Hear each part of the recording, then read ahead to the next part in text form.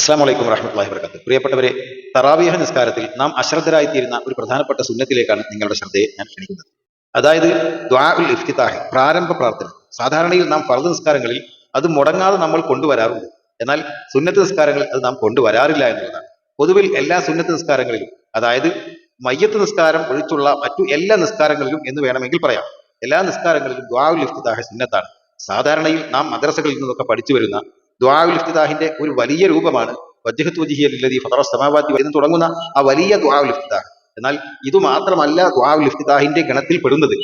അതായത് ഏറ്റവും ചുരുങ്ങിയത്, ഹദീസുകളിൽ പല ദുആ ഉൽ ഇഫ്തിതാഹും വന്നിട്ടുണ്ട്. ഏറ്റവും ചെറിയ ഒരു ദുആ ഉൽ ഇഫ്തിതാഹ് സുബ്ഹാനക്കല്ലാഹുമ്മ വബിഹംദിക, സുബ്ഹാനക്കല്ലാഹുമ്മ വബിഹംദിക എന്ന ഒരു ചെറിയ ദുആ ഉൽ ഇഫ്തിതാഹ് ഹദീസുകളിൽ നമുക്ക് കാണാൻ കഴിയുന്നുണ്ട്. ഇതെങ്കിലും നമ്മൾ കൊണ്ടുവരണം ഈ എല്ലാ തറാവീഹ് നിസ്കാരങ്ങളിലും എന്നാണ് പ്രത്യേകിച്ച് ഓർമ്മപ്പെടുത്താറുള്ളത്.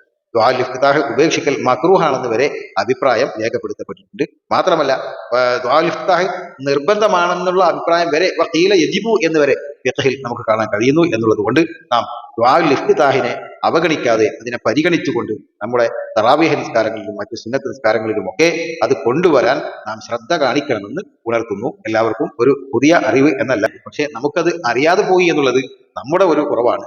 എന്തായാലും ആ കുറവ് ഇന്ന് പരിഹരിക്കപ്പെടുക എന്ന് മാത്രം. അല്ലാഹു തആല നമ്മുടെ ഇബാദത്തുകളിൽ ദുആഉൽ ഇഫ്തിതാഹ് കൊണ്ട് നമ്മുടെ കർമ്മങ്ങളെ സമ്പന്നമാക്കാൻ അല്ലാഹു തൗഫീഖ് തരട്ടെ.